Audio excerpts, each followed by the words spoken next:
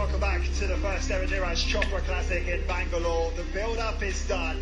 We're finally ready to get this event started, and it's going to be quite the spectacle. Julius Jago is a history maker in a country dominated by middle and long distance runners. He became the first Kenyan to win a World Championship field title when he claimed gold at Beijing 2015.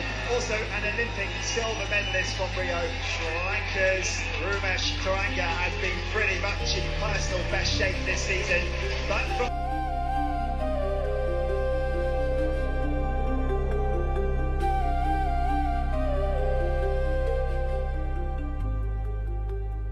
എന്നെ വിട്ടേക്ക് please.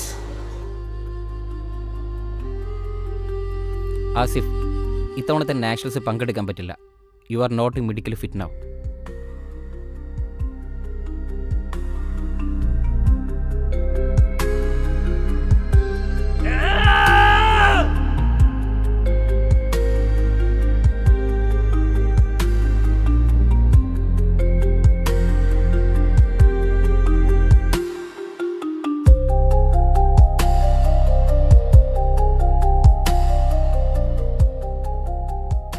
എൻ്റെ പേര് ആസിഫ്. സ്നേഹിക്കാൻ മാത്രം അറിയുന്ന മലപ്പുറത്താരെ സ്വന്തം കൊണ്ടോട്ടിയിലാണ് എൻ്റെ വീട്.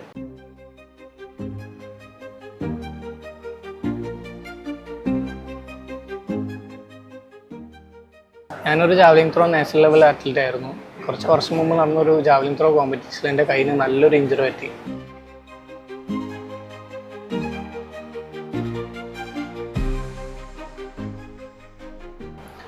അതിനുശേഷം എനിക്ക് ആകെ അറിയാവുന്ന ഒരു ജാവലിംഗ് ത്രോ കംപ്ലീറ്റ് നിർത്തേണ്ടി വന്നു.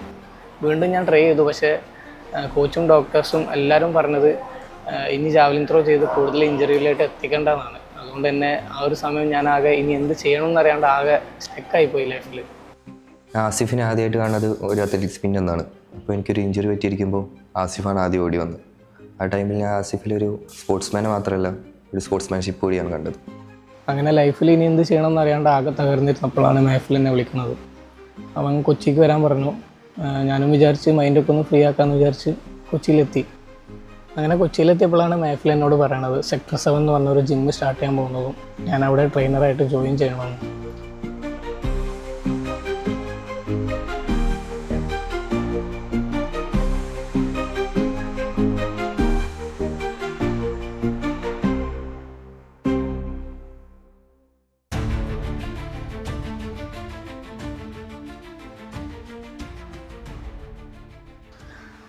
ഞാനിവിടെ അത്ലറ്റ് ആവാൻ തയ്യാറെടുക്കുന്ന സ്റ്റുഡൻസിനാണ് ട്രെയിനിങ് കൊടുക്കുന്നത്.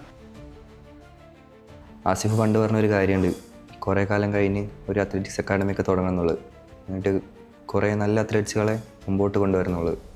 ഇത് ആസിഫിൻ്റെ മാത്രം ആഗ്രഹമല്ല, എൻ്റെയും കൂടിയാണ്. അവൻ ചെയ്യുന്നത് നമുക്ക് എല്ലാവർക്കും ഭയങ്കര ഇൻസ്പിറേഷനാണ്, ഭയങ്കര മോട്ടിവേഷനാണ്. How he came up from a 0 to a higher level. ഇപ്പോൾ അവൻ നിൽക്കുന്നത് എന്ന് പറയുന്നത് ഭയങ്കര എന്ന് പറഞ്ഞാൽ നമുക്ക് എല്ലാവർക്കും കൊതിക്കുന്ന ഒരു സ്ഥലത്താണ് ആസിഫ് നിൽക്കുന്നത്. സോ അത് അവൻ്റെ പ്യുവർ ഡെഡിക്കേഷനാണ്, പ്യുവർ ഹാർഡ് വർക്കാണ്, ആൻഡ് ബേസിക്കലി ഭയങ്കര ജെന്യുവിനാണ്. അതാണ് അവൻ്റെ ഏറ്റവും വലിയ ക്വാളിറ്റി എന്ന് പറയുന്നത്. ഞാനിവിടെ അത്ലറ്റ് ആവാൻ തയ്യാറെടുക്കുന്ന സ്റ്റുഡൻസിനാണ് ട്രെയിനിങ് കൊടുക്കുന്നത്. അവരിൽ ആരെങ്കിലും ഒരാൾ ഭാവിയിൽ നാഷണൽ മെഡൽ കിട്ടിക്കഴിഞ്ഞാൽ അതെനിക്ക് കിട്ടുന്നതിന് തുല്യമായിട്ടാണ് ഞാൻ കരുതുന്നത്. എൻ്റെ ജീവിതത്തിലെ ഏറ്റവും വലിയൊരു എയിമും അതാണ്. ആസിഫ് എൻ്റെ ഒരു സോഷ്യൽ മീഡിയ ഫ്രണ്ടായിരുന്നു. നേരിട്ട് പരിചയപ്പെട്ട് കഴിഞ്ഞപ്പോഴാണ് അവനിലൊരു പൊട്ടൻഷ്യലും എയിമും ഒക്കെ ഉണ്ടെന്ന് മനസ്സിലായത്. അതുകൊണ്ടാണ് ആസിഫിനെ വെച്ച് ഞാനിങ്ങനെ ഒരു ക്യാരക്ടർ ചെയ്തത്. ആസിഫെ, ഒറ്റയ്ക്കല്ല, ഞങ്ങളെല്ലാവരും ഉണ്ട് കൂടെ. നീ ഒറ്റയ്ക്കല്ലടാ, ഞാനും ഉണ്ട് കൂടെ. കട്ട സപ്പോർട്ടായിട്ട് നമ്മളുണ്ടാ കൂടെ, ഞങ്ങളെല്ലാവരും കൂടെ ഉണ്ടാ. മുന്നോട്ടേക്ക് തന്നെ പോട്ടെ, ഞങ്ങളെല്ലാവരും ഉണ്ട് തന്നെ കൂടെ.